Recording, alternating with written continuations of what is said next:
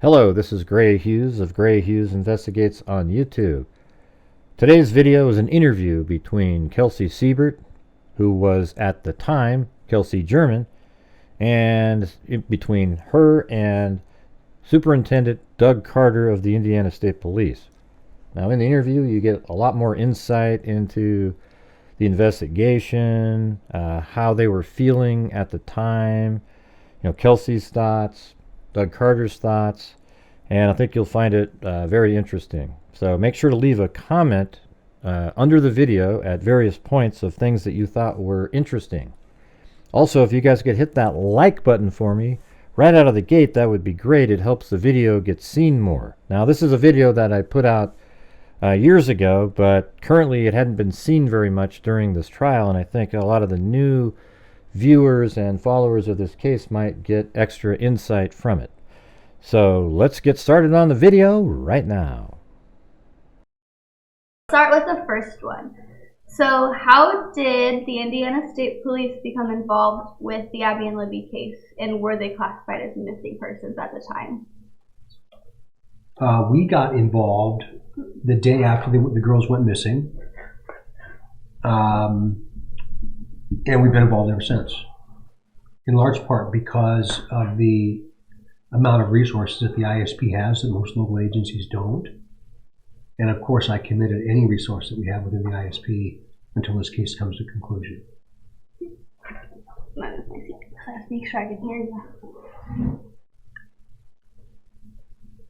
Okay, and what is the standard procedure for your department when you get a call about a missing person, specifically a missing child? All hands on deck. We're gonna respond, and there's never a one size fits all to any kind of a call like that. They're always different. It could be age, it could be mental stability, it could be a domestic situation. We never take them lightly, I guess is what I'm saying to you. Mm-hmm. Yeah, definitely not.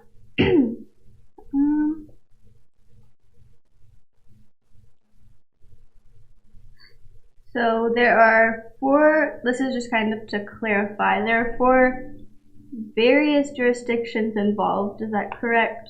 They have the ISP, Delphi, Carroll County, these are the same, and then the FBI? Yes. And then, but remember, we've also reached out to a lot of other agencies in Indiana where we have tips. Mm-hmm. So just as from the state police perspective, we have had detectives here from every one of our posts around Indiana. We have 14 of them. So over about 150 people within the ISP have touched this in some way or another. So there are a lot of other agencies too. Mm-hmm.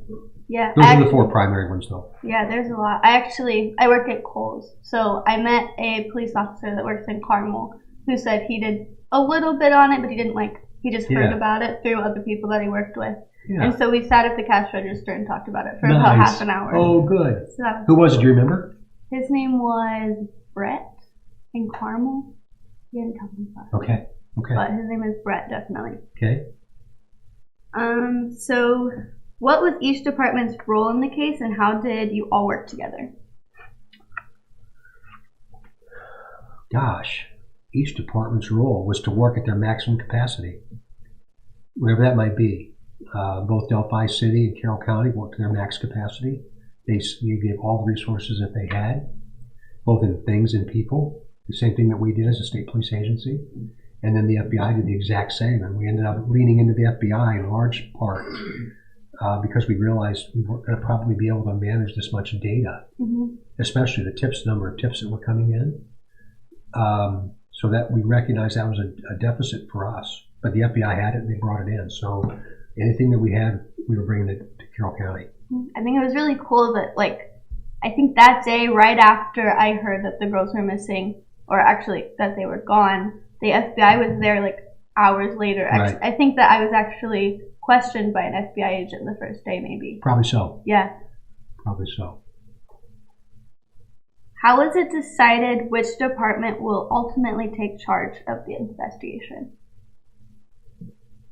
That is a bit of a tough question right now, but I don't mean that in a bad way. I mean it in a good way. We will continue to have the most resources attached to it. And I know that when the arrest is made, and I know that there will be, we'll do that together. I think it's coming really soon, right? I do too. Yeah. I do any day. Yeah. I pray every day. So I'll sit in bed and like, Doug's gonna call me today. They're gonna call me. Oh, you have no idea how much I'd love to be able to do that for you. Oh yeah, I sit there and wait. I watch my phone. Do you know how many man hours and how much money has been spent on this case overall between all the agencies, or yours specifically? Oh, I don't. I would have no idea. Well, millions of dollars. That's a lot. In time and anything that we needed. I remember specifically calling the governor that day because we didn't have the means by which we could purchase like food that quick. And I'll never forget, he committed to me anything. He meant it. Yeah, he did. He keeps in contact with us too sometimes, just with like the ball field and that kind of thing. And he's like, we're gonna make sure this gets solved. Yeah, and he will too. Yeah, he will. He's given us everything we've needed. Yeah, and I think with food too, the community kind of helped in Delphi. Oh my gosh, that's a whole nother issue. Oh yeah. Oh my gosh, unbelievable meals. I'll always remember this community for the outpouring of support for your family. But then that transition to us and how they welcomed us. Mm-hmm. Some of the best pies and casseroles ever. So yeah, we ate really well. Yeah. Our community is really great. We open our arms to anyone, especially when somebody in our community needs help. And I think we kind of learned that after. For sure. So you should be very proud of that. I hope everybody is. I know I am. Good. I don't talk to very many people there anymore since I live away, right. but definitely, I definitely think we help each other a lot more now. Which department handled the initial response on February 13th when the girls were first reported missing? Carroll County and Delphi City. How quickly did police become part of the official search for the girls? I think relatively quickly. I think so too. Yeah, remember, it's a very small rural community, so the word travels fast. Mm-hmm. And it was just, again, the outpouring of support. We've seen sometimes can lose sight of that initially, but it was unbelievable.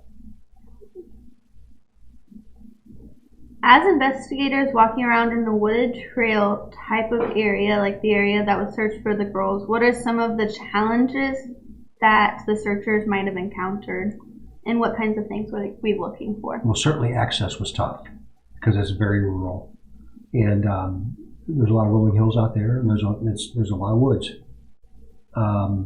So that's always a challenge. The one thing that was not an issue at the time was foliage on the trees. So visually, there was more available than there would have been in the summertime before the leaves fell off. But that was a very challenging area, no doubt about that. Yeah, definitely. Yeah, I know I was terrified to cross the bridge, but knowing now that I know, I didn't even have to cross the bridge. That's right. I did it twice, and I don't want to do it again. And twice on the same trip, one way and back. Mm-hmm. Now I want to do it again. Yeah, Libby always forced me, and I would have to crawl like over like these giant coals. I'm like, how did they even cross it? Like I would be terrified. Unbelievable. Yeah. Unbelievable. Yeah, one of the many things I admire my sister for. I could never have done that. Right, me either. Okay. And what kinds of things were we looking for while we were out there? Anything unusual. Anything unusual at the time.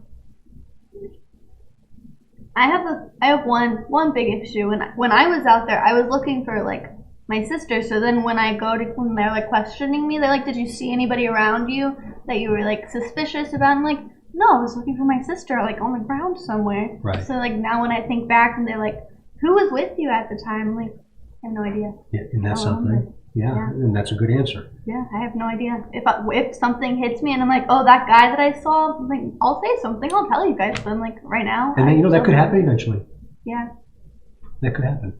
Yeah, and I think I've learned that through my forensic, like, psychology classes. Mm-hmm. They're like, someday you might just, like, click and be like, oh, like, this guy was walking with me that day. Right. But, like, right now. Dang, he looks familiar. Yeah. And then remember, oh, that's where I saw him. Mm-hmm. Yeah, that's right. Yeah, and just right now it's just not there yet. Yeah. So we're getting there. I do like write a lot so that I'll try to remember something. Good for you. Yeah. I still haven't. So did the police give specific instructions to searchers on what to look for and what to do if they found anything? I have no idea. I wasn't there then. I have no idea. I hope so. Honestly, I don't remember being told anything. I think the fire department told us to get a firefighter if we saw something and they needed to contact police, but I think that's all that like I was told. And we all kind of met up in one place, and that's all that I remember. And then we all kind of separated and went in a million directions. Do you remember how many total searchers were involved on either day, the 13th or 14th? And how do you try to ensure that the search for potential evidence isn't lost or disturbed? Yeah, that's a very good question. And there were lots. And that's always a concern, because we have to, from the law enforcement perspective, we try and look at these as a very methodical grid search. But you have to consider the worst case scenario too, so that you don't do what you just said. And that's, you might trample on evidence, you might miss something, you might think something's not important and it is. We don't know who's out there, who's where, who's done what, who saw, who picked up, all those things. So that's a challenge. And it was not just a challenge here, but it was a challenge everywhere. Anywhere that these kinds of things happen, especially in a rural area like that. So that it did create many challenges for us. I think when I got there on the 13th, when my family first got there, we were like, oh no, something's wrong. They aren't answering the phone. Me and my uncle actually crossed the bridge and we were yelling for them down there. And I remember getting to the end of the bridge and looking to the left and seeing like somebody had fallen down the hill over there. And I didn't think anything of it. Like everybody goes down the hill. But now, like after taking my forensic classes, I'm like, I should have taken a picture of it. I should have Did you see the disrupted ground? Is that why you thought somebody slipped down there?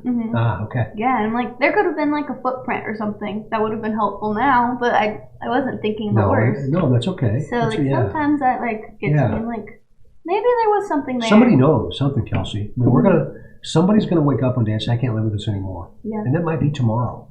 Absolutely, it's coming. Were helicopters or search dogs brought in to the search? Why or why not? Yes. Our helicopter was brought in the next day for an aerial view, but even though there was no foliage on the trees, the view from up there was very, very difficult still. And at that time, we didn't have the technology on the helicopters that we have today. But it's again, that rural area is always a challenge, even from the air.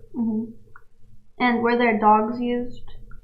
I don't recall if dogs were used or not. I think that they were brought in like they were going to come in, but then they found the girls. That's as I remember that. That's how I remember it. Me too. When the girls' bodies were found, did the case immediately switch from missing person to double murder case, or was it a suspicious death type of investigation? No, any one of those will always be the worst case scenario, and then we work it backwards. So that was a double homicide. How quickly was the scene secured and an investigation of two deaths started? Almost instantaneously, as I understand it. I got up there about 2 hours or so after the girls were found, and at that time it was completely sealed.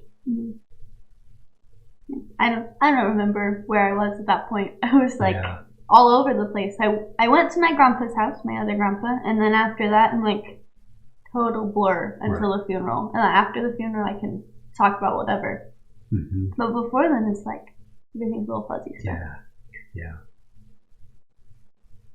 Can you confirm that the girls were laying side by side? I can't talk about that. Was a coroner or medical examiner brought to the scene? If so, who was that person? They were brought to the scene.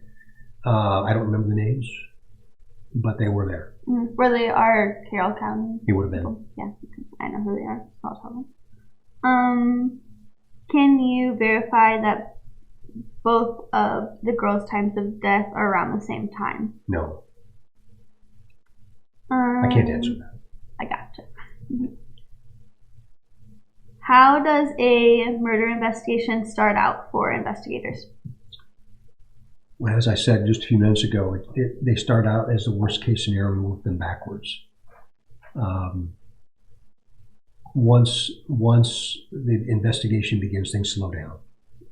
But I think most people would recognize and remember the first 48 hours. There's all kinds of TV shows and movies and things like that about that first 48 hours, and it's real. The first 48 hours is very important, but not just to make an arrest, but to gather the physical evidence that's there. Because once it's gone forever. So it was very slow and very, very methodical. And again, this one created some significant challenges because of location. And that's, I'm glad you mentioned like the first 48 hours of the show. When I'm in my forensic class right now, and my professor, the first day he told us that after we start taking these classes, we're not going to like watching them anymore. Because now I watch them and I'm like, why are they doing it like that? They're doing all this stuff wrong. And so it's just amazing to think that like they can solve that in like 55 minutes, and I'm sitting here like 3 years later. Like, that's how it really works. Well, the problem with that is people think that in 43 minutes of a 1-hour TV show that things can be solved all because of science. That's just simply not the case. Sometimes it is, but we have this unreasonable expectation that science is the be-all, end-all to everything, and it's not. Yeah, definitely. There's definitely a lot more to it. Yes. So police scanner audio during the search revealed that the girls' undergarments or clothes were found during the search. Can you comment on that, or whether or not they were found related to the murders? I can't.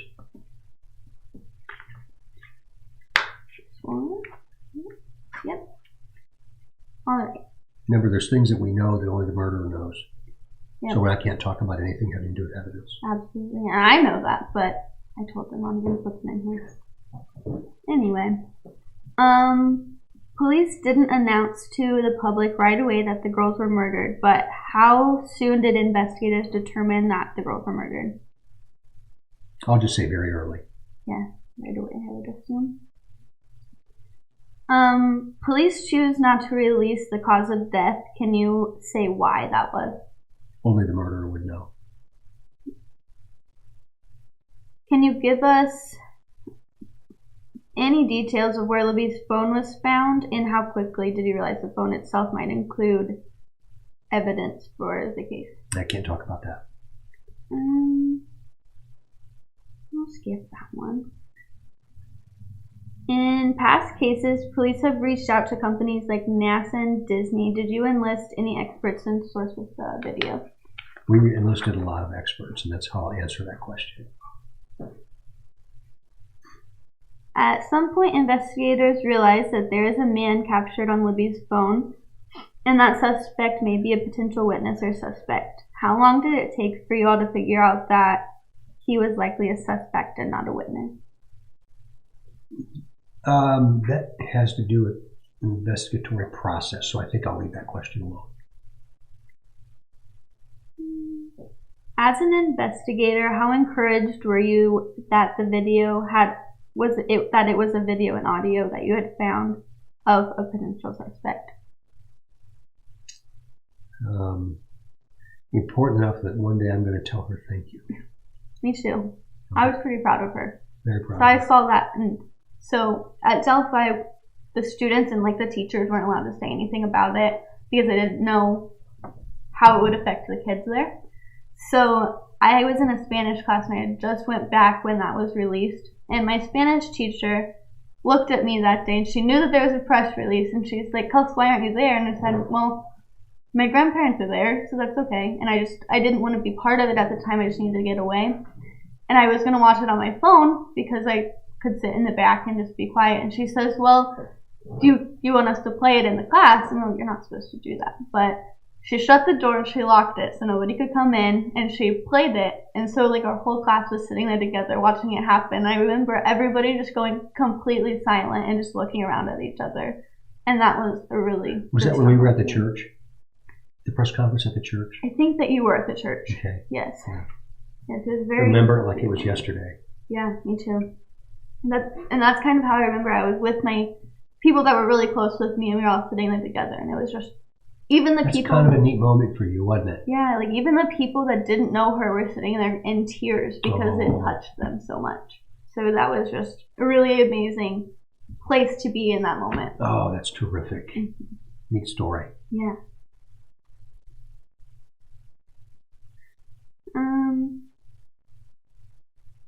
No.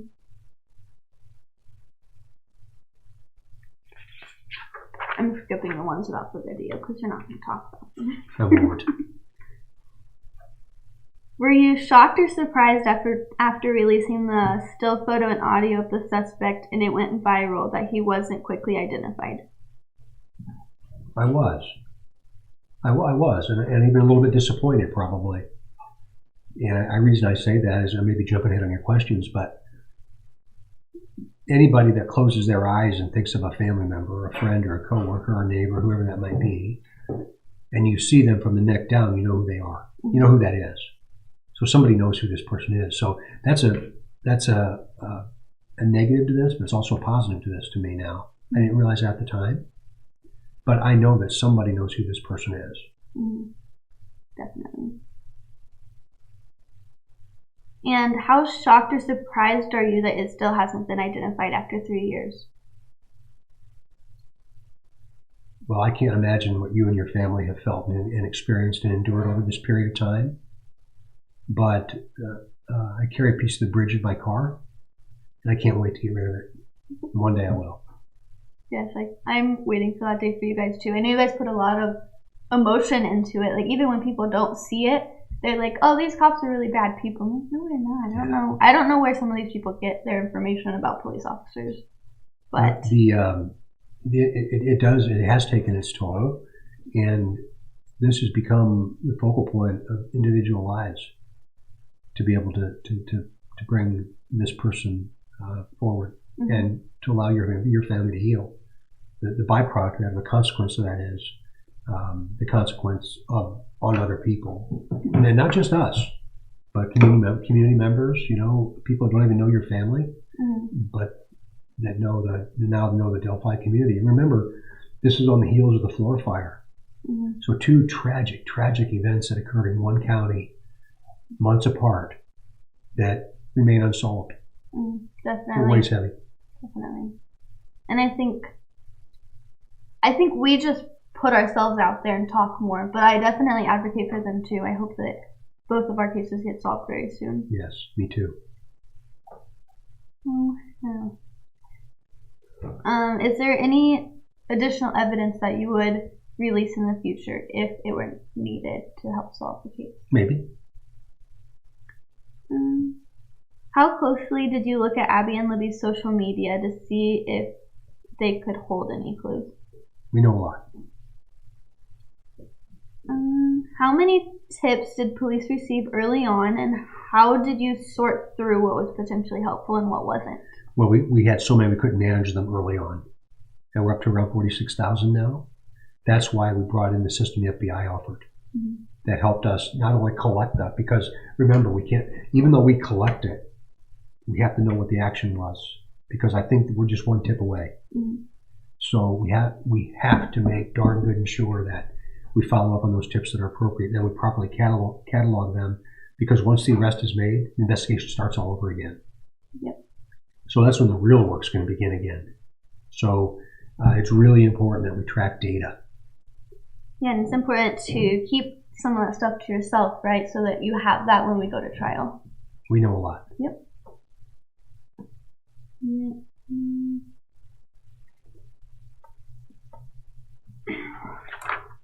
Let's do this question.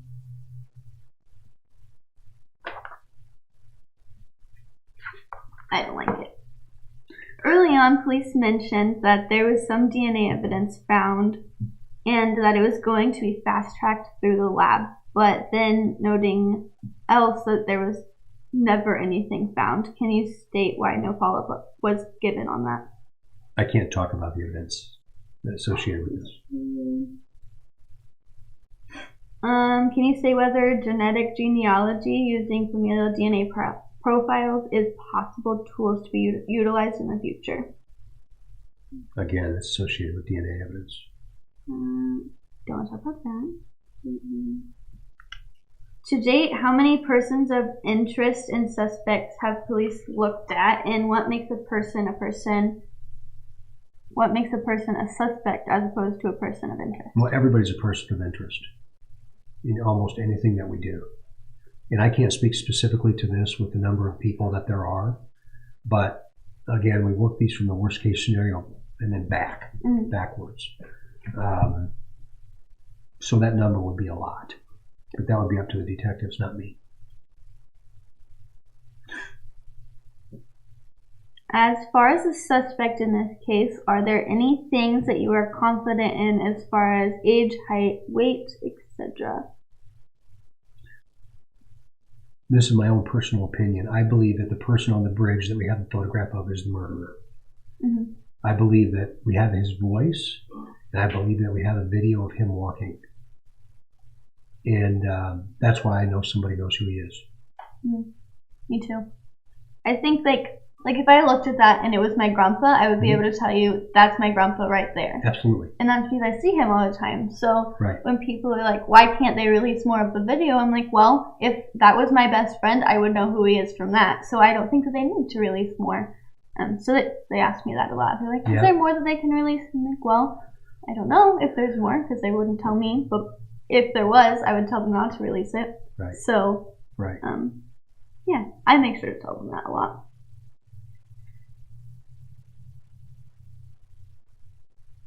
Do you think personally, or is it the position of investigators overall, that the suspect is likely from the area?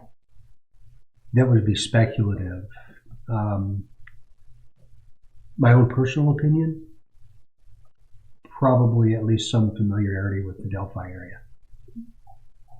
But that's just me. Yeah, I think that you have to know the Delphi area to go across that bridge. Well, that's why I say that. Mm-hmm. If you haven't walked across the bridge, you don't understand, right? Yeah, like that bridge is scary. It is scary. Mm-hmm. There hasn't been a train on that track since, I think, 1929. Yeah. And those railroad ties are rotted. Mm-hmm.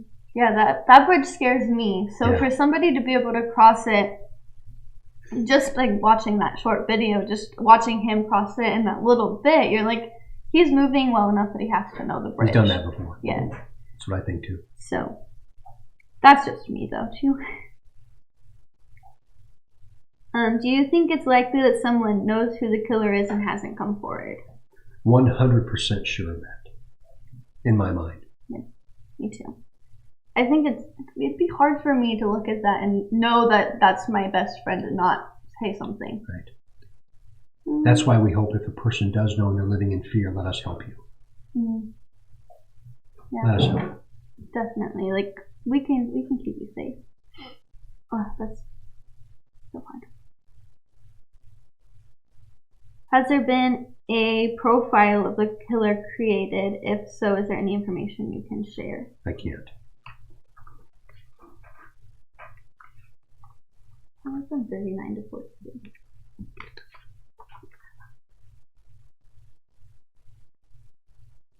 All right. Pretty early on in the case, a composite sketch was released of the suspect. How did that sketch come to be created, and what from the video did you draw from to create the sketch? Remember, a sketch is just a visual. It's not a photograph. It's a visual of what somebody might have seen. So that's all I'll say about the sketch. In 2019, a new composite sketch of the suspect was created that looks a lot different to many people than the original sketch. How and why was the new sketch created, and why might it appear much different to people? I can't talk a lot about that in detail, but I'll simply say that the investigation has evolved. And there are things we know we can't explain, and I know that there was a lot of anxiety about that, and even there was some confusion and some blame and some criticism of us. That criticism needs to come to me, not to anybody else, because I absolutely supported that change, and I think there will be enough similarities in this person when we find him that we'll be able to see it in both. Mm-hmm. Yeah, I definitely, I just have a feeling that it's somewhere in the middle. Mm-hmm. So when everything happened in the beginning, I didn't have a face. Like, I have really bad nightmares, and so we didn't have a face. And then, like, I don't know, like a week later, like before the sketch was released, he suddenly had one, and it was not the new sketch, not the old one, but it was somewhere in the middle. Mm-hmm. And so I always try to figure out what that face is. Like, maybe I do know him, maybe I have met him, and that's the face. Like, I'm giving it with the voice. I just don't know it yet. Kelsi, you are spot on. I wish everybody would look at this that way, because the similarities, and let me back up. When people look at that sketch, they think, oh my gosh, that person is 20 years younger than the initial one, and they view it as a photograph. Mm-hmm. That is not what a sketch is. And it's really, really, really important people look at it like you do, mm-hmm. and understand that it's going to be somewhere in the middle, or there'll be some similarities between those with a bookend photo that I know we're going to get one day. Yeah. And I'm really looking forward to the day I can look in his eyes and tell him how much I don't like him. I'm looking forward to that day. Yeah, I'll stand with you. Yeah, I can't wait. Okay, at the conference in which the new sketch was released, there was a specific wording and talk that seemed aimed at someone in particular. Can you verify if it was actually meant for someone, obviously the suspect, but beyond that, like a particular person? Those were comments made by me, and no, I'm not going to talk about it.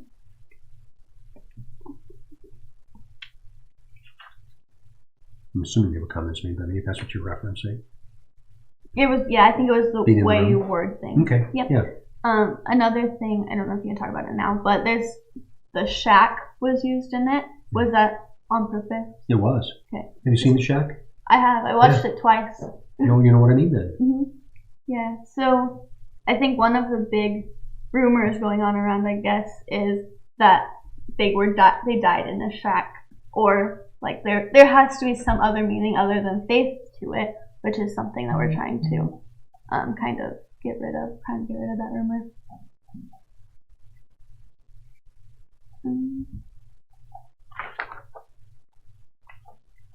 There was no shack involved. Okay. Oh, but that had a really, the field had a really compelling effect on me. Mm-hmm. Yeah, I think that movie in general, the first time I watched it, and it had like zero effect on me. I just kind of sat through it and didn't think about the meaning behind it, just because I just wanted to watch it as a movie. And then the second time I went back and watched it, and I cried the entire movie. And the third time I went back and watched it, I cried even more. And so then I read the book so that I could kind of dive deeper into it. And it actually helped me a lot with forgiveness in myself and being stronger going through it all and being able to help other people. So it's a really good movie. It's so cool to hear you say that. I had to say it had the same effect on me in a different way, because I'm not, I don't understand what it's like to lose a sister. But that movie had such a profound effect on everything about our life that it was worth mentioning. It was worth mentioning, and if it had no other effect on anybody but you, I'm glad I did. Yeah, and it didn't even, like, then I was like, holy cow, he watched that movie and it affected him in a really good way. But I remember watching it and like watching the dad the first time and like seeing how he was feeling, and like, oh, that's how my grandparents are feeling right now. Yeah. And then watching it again and watching the siblings kind of go through what they were going through, and I'm like, man, that's what I'm struggling with right now. And your grandparents are strong people. Oh my gosh. Yeah. Oh my gosh. I don't think I could be the strong person I am without them. So how nice is that to say? Yeah. So cool. Yeah.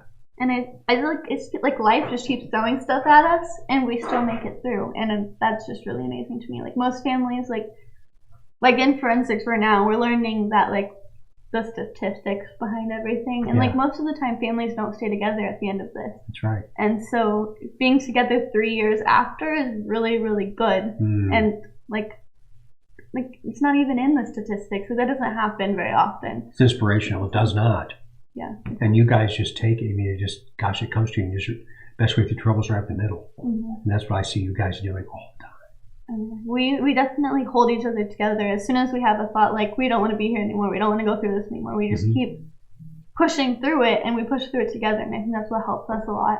And other families, like, you don't see that. And then like, if you just do it this way, but you can't like force that on them. Sometimes I'm just like, you're doing it wrong. Yeah. So, all right. During this investigation, the murders of Lyric Cook and Elizabeth Collins in Iowa were mentioned as being particularly similar in some ways. Investigators took it seriously enough to look into it and eventually decided the cases were not related. How did you come to that conclusion? I can't talk about that, but what I can talk about is that we have a way of monitoring what's going on around the country in other similar cases, and that will continue. That will continue. We'll continue to follow up on those as they occur around the country, and as other communities, but more importantly, as other families are affected in such a horrible way. It doesn't matter where it is on the globe, we're going to go, and we're going to see if there's any similarities with what occurred here. And you know what scares me more than not knowing who did it and not knowing exactly what happened to my sister is the fact that he's out there somewhere and could do it again. Yeah. And I think that's what causes so much anxiety in me. I think that's what keeps me going instead of stopping. Right. Is because even if I go my entire life not knowing, I would rather not know than it happened to another family. Right. Good for you. So. Me too. Yeah. And that's one of the reasons that we're never going to tire on this, because we've got to bring it to your family. We've got to bring it to the community, because there's a likelihood that he has either done this before or will do it again. Mm-hmm. I think most people understand that. Yeah, definitely. And it's very scary knowing that he's out there somewhere. Like, I could be at Kohl's when he comes up to my register, and I would have no idea. Mm-hmm. I might get a feeling, but I would have no idea. Remember, this is a little bit different because we have a visual. Mm-hmm. Yeah, that's true. If I can see him walking, maybe then I'll be like, "Hey, that's our guy. I'm going to leave right now."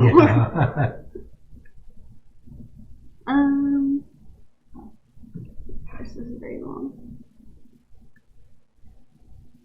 So there have been a number of suspects and persons of interest, is a real word that I should have used, that you have looked into and publicly admitted that you looked into in many cases. These are people brought forward by tipsters in the public. Did any of these men seem promising, and how much of a letdown was it when you were able to rule them out? I'll say in this entire investigation, almost 3 years now, that there have been a lot of highs and lows, because we're people too. And there's just been lots of highs and lows. I think there will continue to be. But that doesn't mean we slow down or stop, just because there are some lows. Like you just said, what do you guys do? Definitely, we stick together. Yeah, absolutely, and that's exactly what we're going to do. Yeah, definitely. Yeah.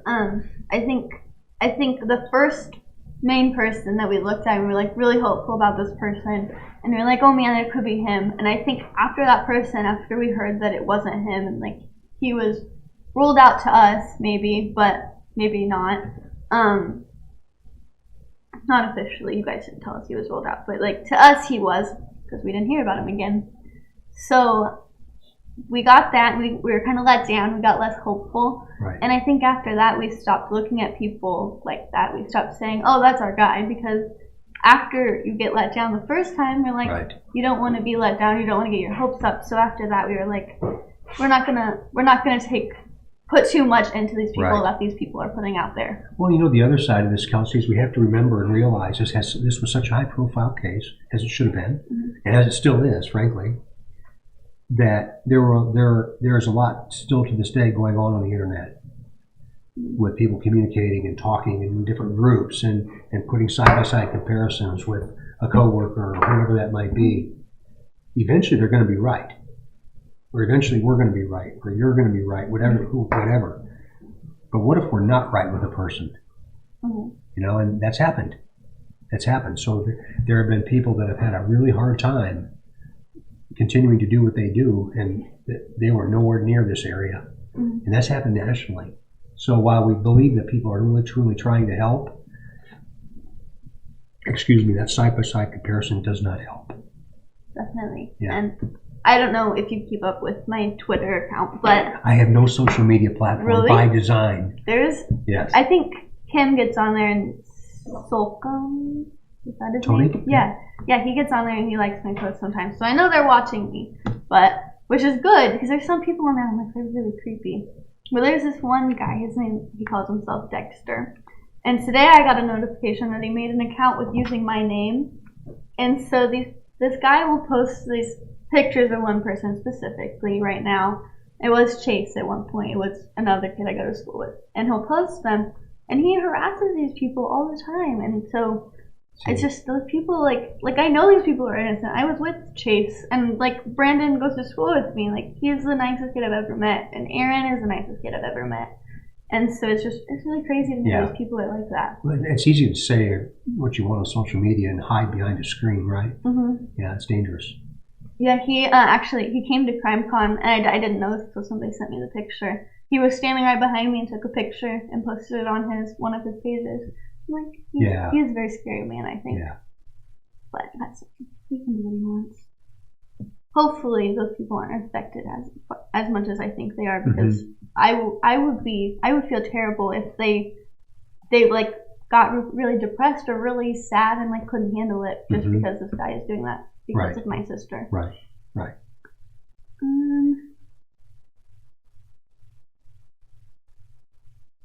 Are there rumors, theories, or just things that are not true or accurate that you would like to set straight? Oh, yes, but I can't.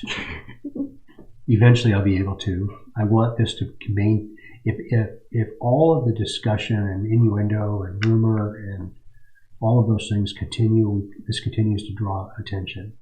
And I want that to happen. I don't like the roadmap all the time.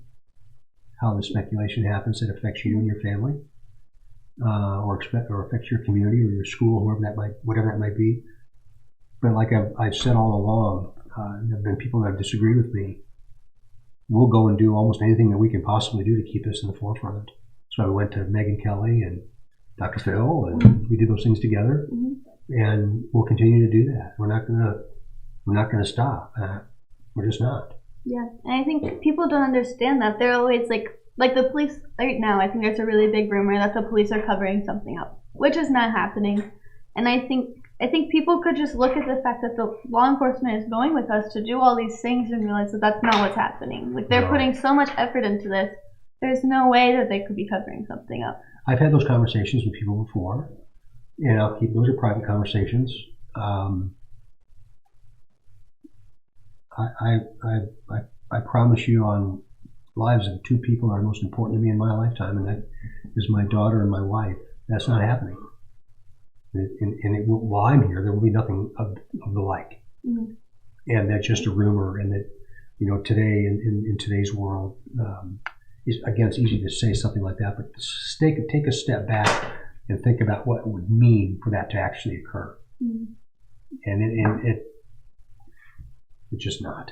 Yeah, and I think the reason people think it is because there's a couple cases specifically that I'm working on that I post a lot about, but there is a lot of police corruption. And I think there are in other places, but I definitely don't think there is any here. Or at least in our case, maybe there are in other places. How has this case affected you personally? Oh, gosh. Frankly, Kelsi, I don't know why it's had such a profound effect on me, but it has. And I think it's maybe my age, and maybe it's the time that I've been doing this. Maybe it's all the death and dying that I've seen in my lifetime. It's the sadness that I see in your family, and it's the sadness and response that I saw in the community of Delphi in your county. And then that grew into this bigger thing that was now the whole state. Then it grew into the Midwest. Then it grew nationally, and it even grew internationally. And I feel tremendous pressure to solve it. And that's internal pressure, not from anybody else, but for all the reasons that we've already talked about. So I have pretty specific prayers I say at night, and they'll always be included in those prayers, those girls and you. And I think about them every single morning when I wake up. Because it's representative of evil. And I don't believe evil is rampant in our society. I think most people are good. But this represents evil, and the effects of his actions change the trajectory of many, many, many lives. And I take that very personally. That's probably why. I have had this feeling. It's a very big God thing, I think. So I don't know if you've heard the story of where I was at the time, but I interviewed a searcher for this podcast who was with me. She lost her brother when she was my age at the time. So I was 17, she was 17. and her brother died in a car crash. So she was actually the secretary at the middle school in Delphi, and so I knew her pretty well, but she wasn't like my best friend, wasn't really close with her.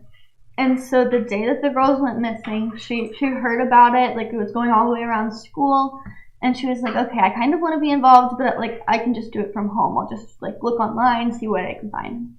Well, she went to bed.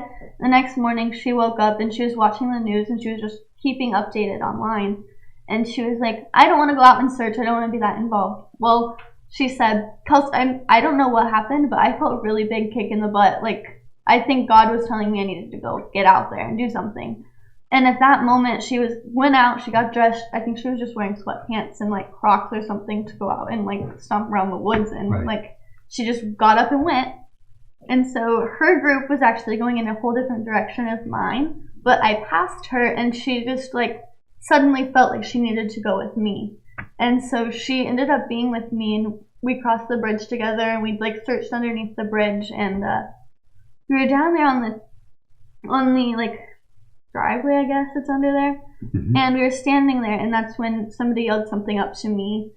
And the way she was looking around, she saw the whole scene a lot differently than I did. But as soon as I heard the word shoe, I knew, like I knew it was them. Like there were no other bodies there. Like there was no way that it was somebody else.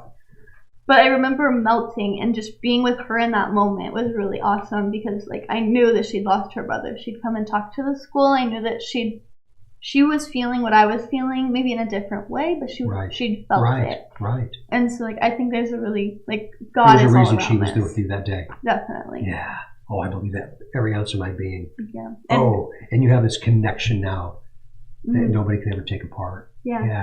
Yeah. So I definitely think like even though evil was surrounding the girls in that moment and he took over at that time, God was still surrounding them and he was surrounding us and he was there and he's still his and he's gonna make sure this is solved too. So. Absolutely.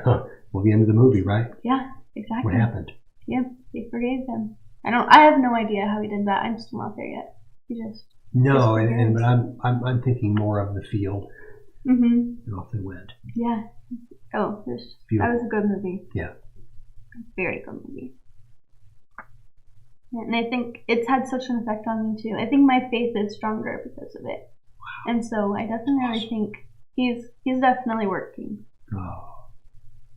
He can take it all. Yeah. You just gotta give it to him. Yeah. I definitely hope that, like, my hope for the killer is that he does go to him. Like, even though he did kill my sister, I think someday I'll be able to forgive him because of that. And I hope he's able to ask for forgiveness. I hope so too. I pray for that a lot too. And like I feel like other people don't. Like my grandma's like I don't think I could ever forgive him. Mm-hmm. But then like I watch the movie and I read the book and I read my Bible and I sit there and I pray and I'm like I have to someday. Like you can't hold on to that forever. Right.